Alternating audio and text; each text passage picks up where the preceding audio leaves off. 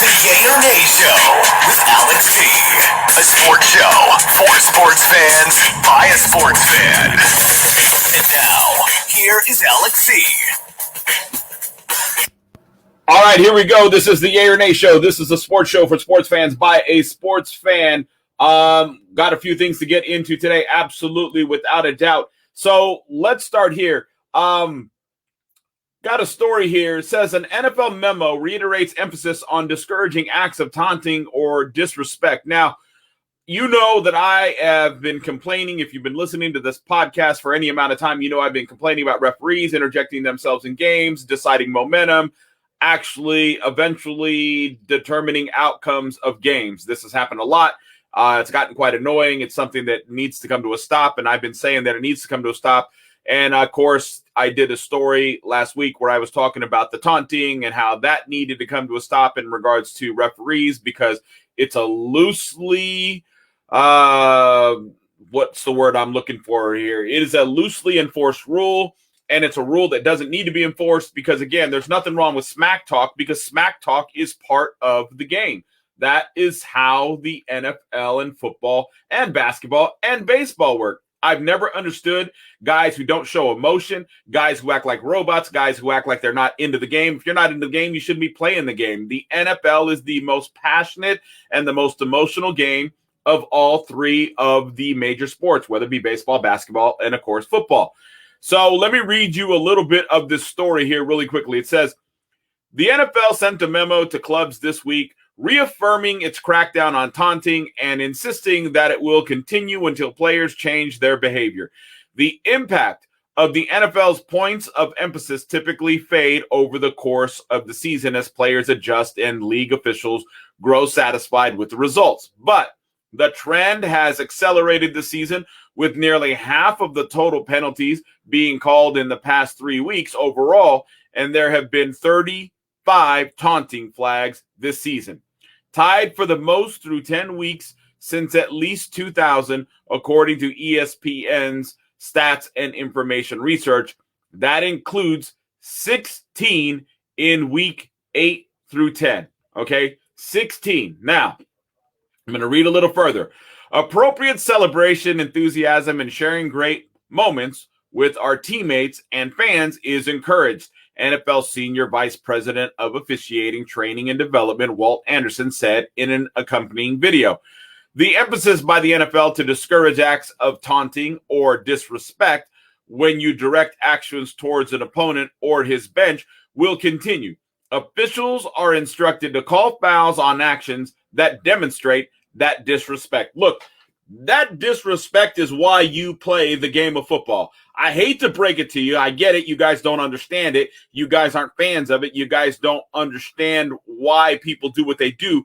But when you play football, you essentially are playing to disrespect the other team. That's why you are hitting them, and you're hitting them with emphasis. That's why you're batting down balls. That's why you're gang tackling the wide receiver. That's why you're gang tackling the quarterback. That's why you're gang tackling the running back. It is meant to be emotional, and it is meant to be, for a lack of a better term, disrespectful. Now, not to the point where you're saying something about somebody's mother. We're not talking about that. But we're talking about you have every right to talk smack. It's a very emotional game. Look, I'll tell you a little story.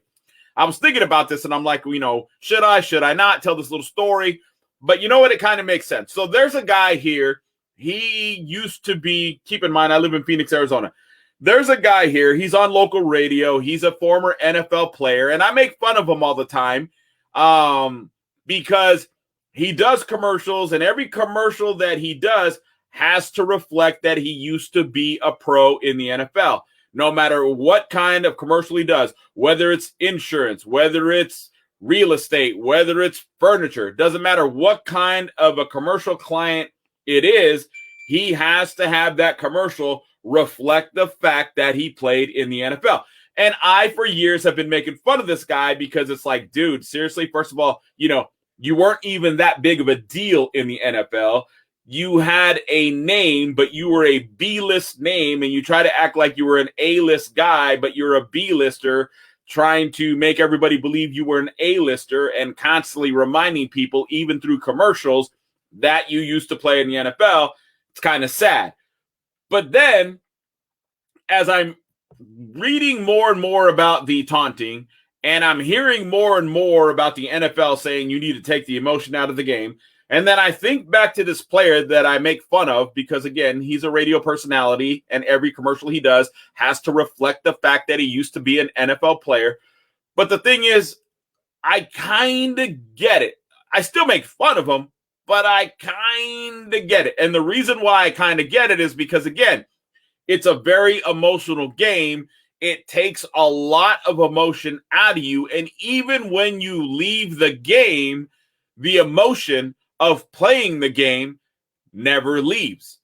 So I understand why this guy does it. Now, that doesn't mean it's not annoying or hilarious, but I get it because, again, the emotion never leaves. The reason why I'm telling you this story is because the taunting and the disrespect that the NFL saying taunting demonstrates is not really what it is. People have pride in what they do. People are excited about the play they just made. They only get to play one time a week. That emotion is all bottled up for 6 days and then gets unloaded on the 7th. There's no reason in the world why somebody should not get to, be excited or celebrate what they've been working so hard all week to do and achieve. And then when you finally achieve it, why would you not be allowed to celebrate? And if you sit there and you jaw at the opponent saying, sorry, you can't hold me. Sorry, you're not good enough to catch me. Sorry, you're not good enough to knock me down. What's wrong with that? I have never, again, and I've been watching the NFL since I was a little boy, I have never watched fights break out because somebody was allegedly taunting or doing smack talk. Never. Never. And even if they did and they got a little emotional, why would I care? It's football. You're supposed to be all in on winning, playing the game, and again, to a certain point, being disrespectful to your opponent when you're talking about NFL games. There's nothing wrong with that.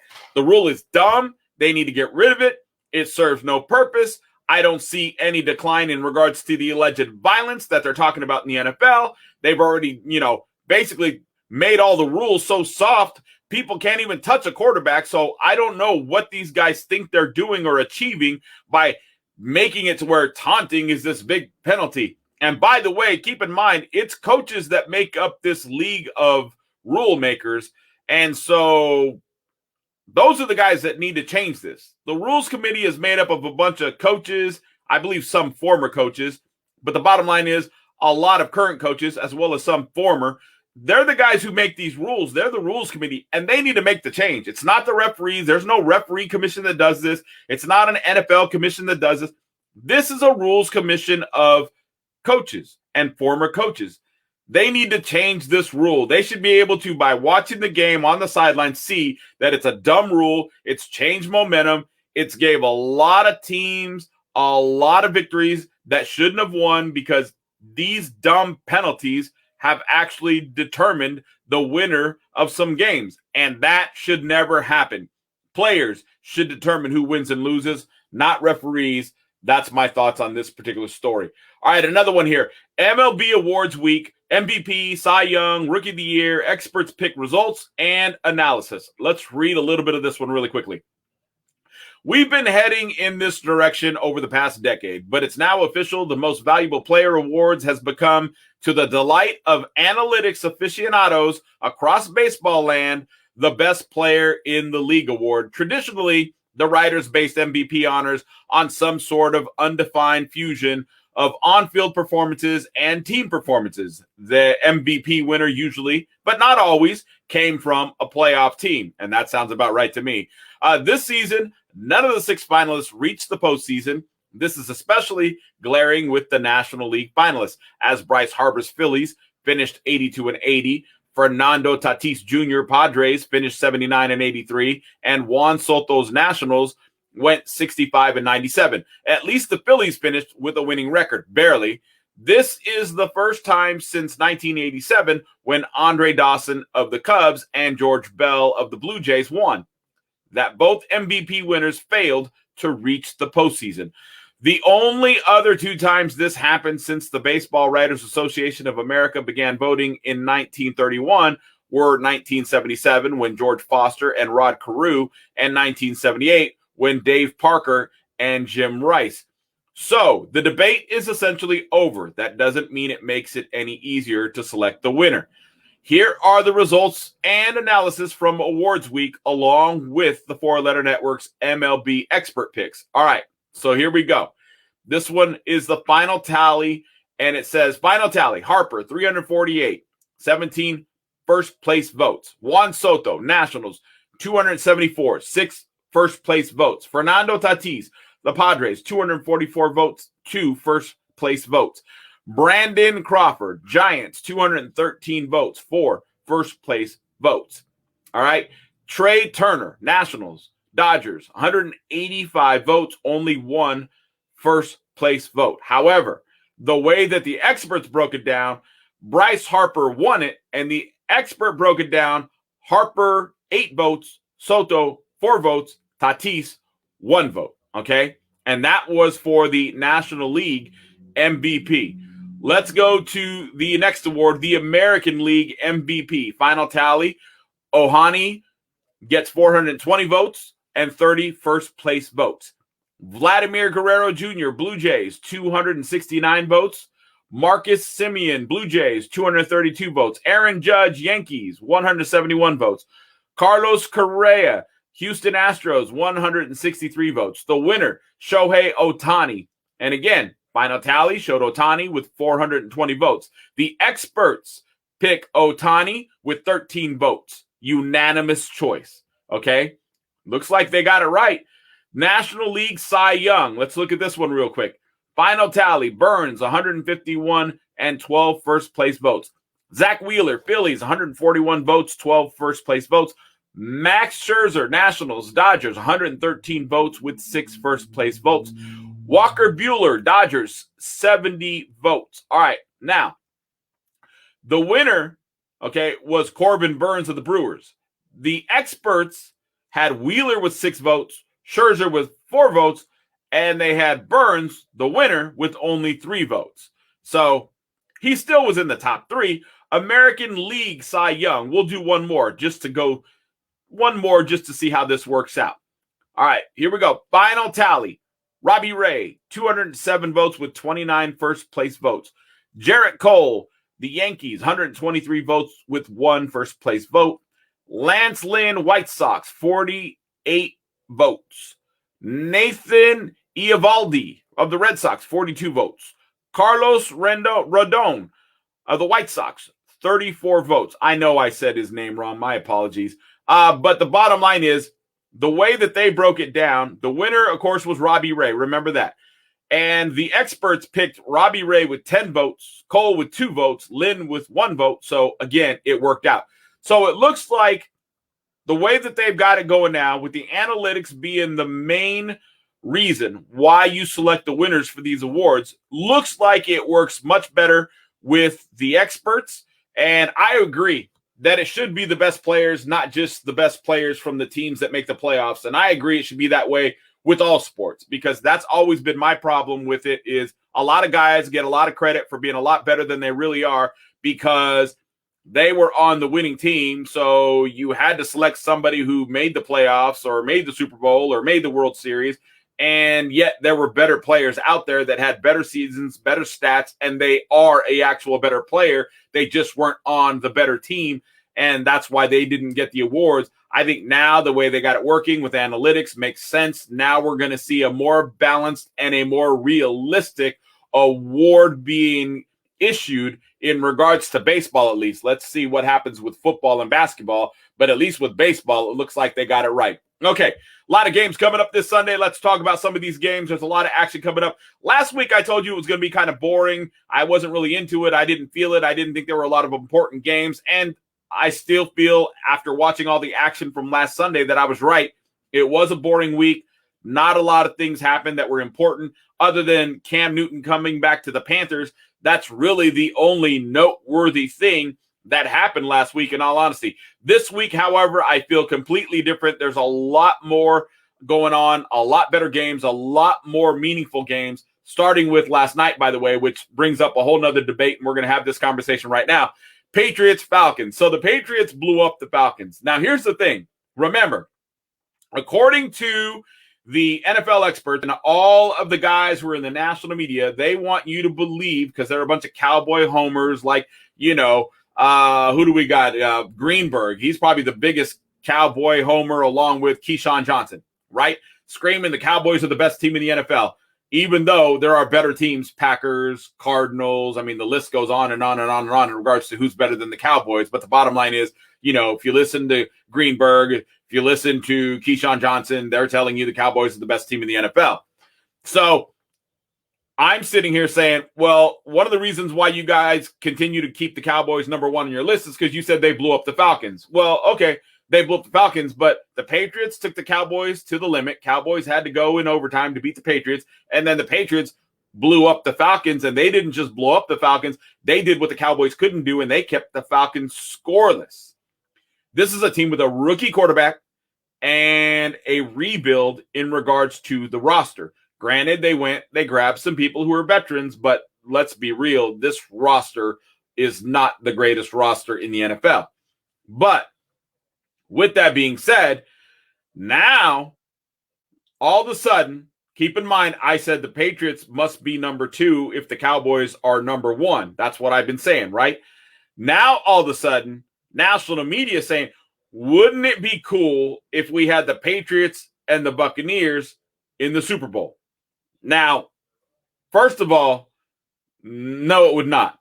They're obviously all yay, and believe me, they are all in yay. Colin Cowherd, Greeny, Keyshawn, they're all in for the Buccaneers and the Patriots being in the Super Bowl. Oh, what a great story it would be. Tom Brady versus Bill Belichick. Well, first of all, folks, Bill Belichick doesn't get on the field, so why would that matter? And it would be Bill Belichick against the coach of the Bucs.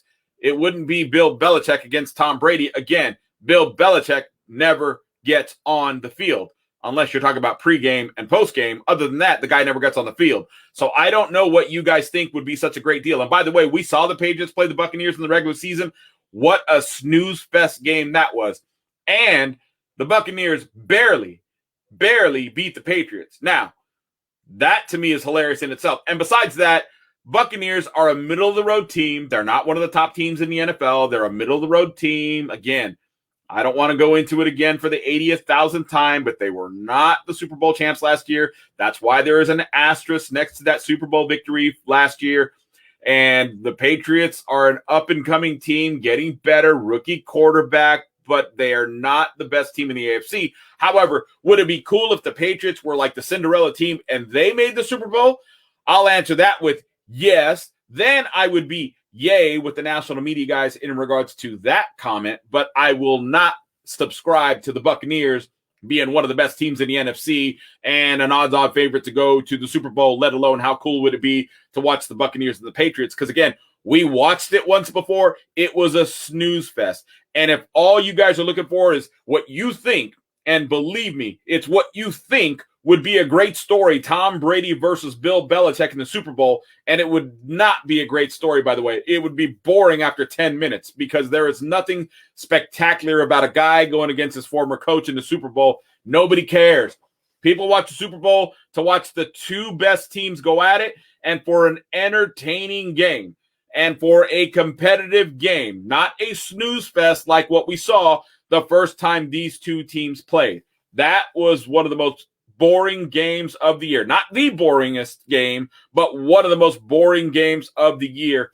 And I believe most people would agree with me. And I got that question up as a poll question on my Twitter page, by the way, at Yay or Nay Podcast. Go and answer the question. Would you like to see the Buccaneers and the Patriots in the Super Bowl? Go answer that. I'll give you the results to that on Monday. But I don't think most people are going to agree that that would be a great Super Bowl to see. Again, Patriots, Buccaneers. And again, the Buccaneers are not one of the best teams in the NFC. I'm so tired of listening to Buccaneers talk just because Tom Brady's the quarterback. Cowboy talk just because you guys are a bunch of Cowboy homers, and the NFL and the networks and everybody's telling you that you need to say that the Cowboys are one of the best teams in the NFL, because we could go even deeper into that in a conversation about Jerry Jones, and we very well may do so here in a minute.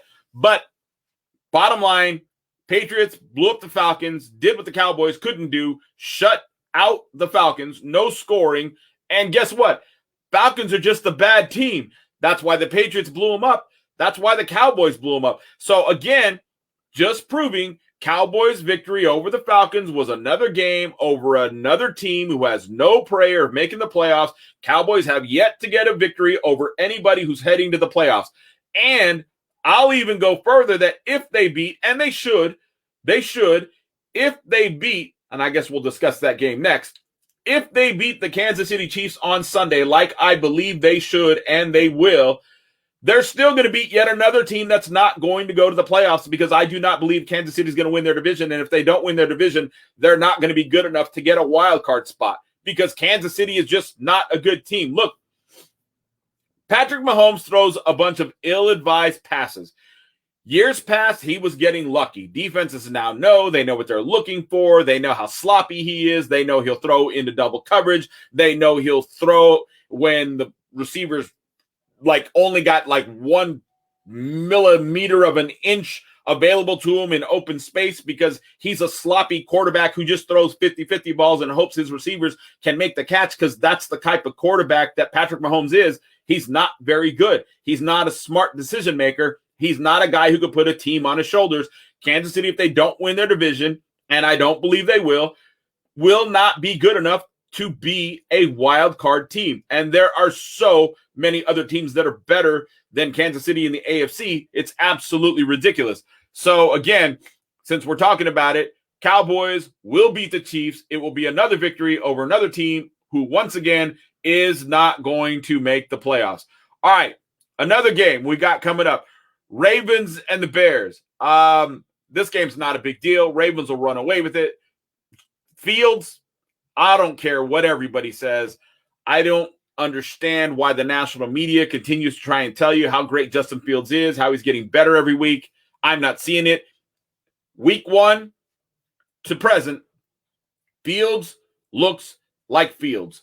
I don't see that much improvement. There is some, but I don't see that much improvement. That makes me think that this guy can be a stud in the NFL. It's too early. Let this season pass. Let's get through an offseason. Let's get into next season. Then we can make an evaluation in regards to Justin Fields. But they've got a lot of what's the word I'm looking for? They got a lot of offseason moves they have to make. They got a lot of roster changes that they've got to do. There's turnover that has to happen. Are they going to change in regards to the head coach? They've got to make that decision. There's a lot of things that have to happen, and it's going to take until next season, and I would say midway through next season, before we can honestly assess Justin Fields and see what we have. And even then, we might not know, because again, if he still has the wrong coaching staff in place and they still aren't able to design game plans around his strengths, we still might not know the answer to that question. All right, Packers, Vikings. I say that this is an easy one. Packers will win. However, if you're going to be gambling this weekend on any games, I would venture to say this could potentially be the upset special. This would be the one that smells like there could be an upset with the Vikings upsetting the Packers. I believe the Packers should win. There's no rhyme or reason why they should not. However, there are always, on any given Sunday, the opportunities for upsets. And in this particular week, if I smelled an upset, it looks like the Vikings going and beating the Packers could be the one. Bills and the Colts. I think the Bills will blow up the Colts. I don't think that's going to be much of a competition. Lions and the Browns. This one's going to be interesting. I think it's going to go down to the fourth quarter. I think that the Lions are going to lose, but I think they're going to lose close. This is going to be somewhere between 3 and 7. The Lions are playing tough ball. They're going all in. They're fighting. They haven't given up. They're showing that they believe in their coach. I think it's great. It's fun to watch. I liked what they did against the Steelers. The Browns, again, they're the brown bag Browns. They got a problem at quarterback. They got problems everywhere. That team is falling apart. I still believe in the coaching staff. I still think they're good, but that team has fallen apart for a lot of different reasons. Washington and the Panthers. Look, the Panthers are going to be joining the elite top four at some point between now and the remainder of the season. Cam Newton brings a whole new element to that team, an element of toughness. That defense is already top tier, and that offense is only going to be better, teetering towards a juggernaut with Cam Newton at the helm. There's no doubt in my mind that the Panthers with Cam Newton are only going to get better. And for everybody who's overlooking them and acting like this is a trivial move for the Panthers to go and get Cam Newton, you're mistaken. You should have already taken notice with what happened with the Panthers and the Cardinals. You're going to see that again when they play Washington. They are going to blow up the Washington football team. 49ers and the Jaguars, we will see. I do not know. I am not, again, a fan of Kyle Shanahan. And keep in mind, I'm a 49ers fan, but I am not a fan of Kyle Shanahan. I do not believe in him. I don't like the play calling. I still don't even like the play calling, even after the victory they just had. I was not impressed at all. He is depending on athletic ability versus coaching, and that's not how you win games in the NFL on a weekly basis. The only advantage the 49ers have this week is they're going up against the Jaguars. They should have more than enough to overcome bad coaching. 49ers over the Jaguars. Texans and the Titans are going to continue to roll. Again, even with Derrick Henry, they're showing you that they are truly a football team. They know how to play team football. That defense, as I stated, is the only defense that has consistently played defense all year long. Panthers have as well. However, when they were on the losing streak, it didn't always show because, again, they were on the field too long. Eventually, they tired out. But the Titans haven't had to worry about that. They haven't had to play from behind a lot. And when they have, they've gotten their team back in the game, and their offense has complemented their efforts by getting points on the board and keeping the opposition off the field so the defense could rest and eventually gets the W. So the Titans are playing team football. Titans over the Texans. Jets and the Dolphins. Dolphins should win that game. I don't know if Tua's playing or not, to be honest. I haven't paid attention. But even if they didn't have Tua as a starting quarterback, it should be the Dolphins over the Jets because, again, the Jets are starting Flacco as the quarterback, and that is just a bad move. And let me just say this, since we're talking about the Jets really briefly, Robert Saleh has been the topic of conversation a lot. I mean, a lot for bad pressers and all the other things that he's done. But let's be honest, and I know it's early and you never really want to judge a coach in year number one, but this is just really bad. Robert Saleh needs to get fired. They need to fire him now. They need to make a move. They need to make a statement. If the Jets are any kind of serious about showing their fans that they are serious about turning that organization around, they're going to grow up and be willing to admit that they made a bad decision with Robert Saleh, and they fire him now. That's what they honestly should do. Saints and the Eagles. This one, if you're gambling, I would say it's a pick'em game. But if you are just looking for an opinion in regards to who should win this game, again, Trevor Siemian playing great ball. Saints, good ball. They really are playing good ball. Even without Jameis Winston, they are playing good ball. However, the Eagles figuring out running game, getting stronger. Let's be honest. The quarterback situation, it's not a situation anymore. They have found their quarterback. They have found their system. They've got a system in place. It's working. It's getting stronger every week. I believe the Eagles win, and I think they could win anywhere from 11 to 13 points over the Saints. I really do. Again, if I was gambling, I'm not going to lie, I'd be a little more leery in regards to placing a wager on this particular game, and I don't even know how Vegas has this one lined up, to be honest. But since I'm not gambling on this game, I feel a lot more confident in regards to telling you, look, the Eagles have figured it out. They got their quarterback situation under control. It's not a situation any longer.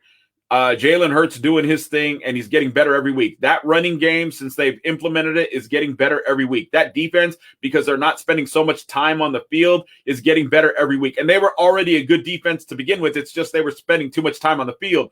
So I believe the Eagles beat the Saints, and I believe they're going to beat them somewhere between 11 to 13 points. It's going to be a great game. It'll probably be a great 3.5 quarters of football. I believe in the fourth quarter, the Eagles are going to run away with it.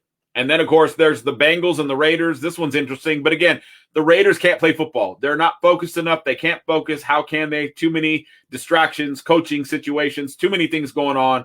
Bengals got problems too, but their problems are not the same types of problems that the Raiders are having. I'm going to give the Bengals a slight edge. Field goal, 3.5 points. Bengals over the Raiders. Cardinals and Seahawks shouldn't even be a game. Seahawks, too many problems. Russell Wilson probably going to be leaving at the end of the year, it looks like, or I should say it's sounding like.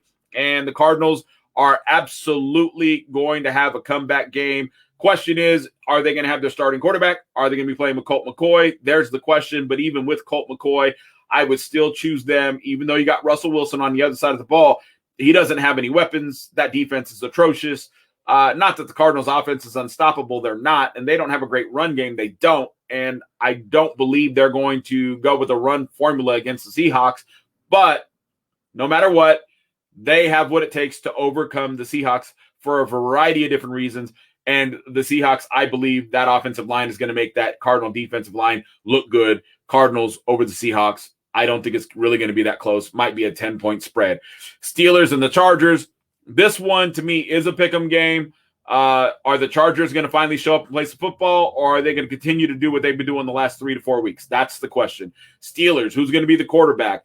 They've got problems on offense. They're trying. They've got a great coach. They got a great system in place, but they didn't look that good against Detroit. But again, I would also attribute that to Detroit and the effort and the game plan and the way they played and how hard they played. So I wouldn't necessarily put all the blame on the Steelers.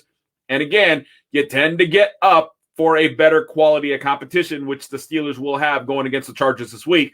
So with that being said, bottom line is, in this game, it's a pick 'em. I'm going to pick the Chargers by 2 over the Steelers.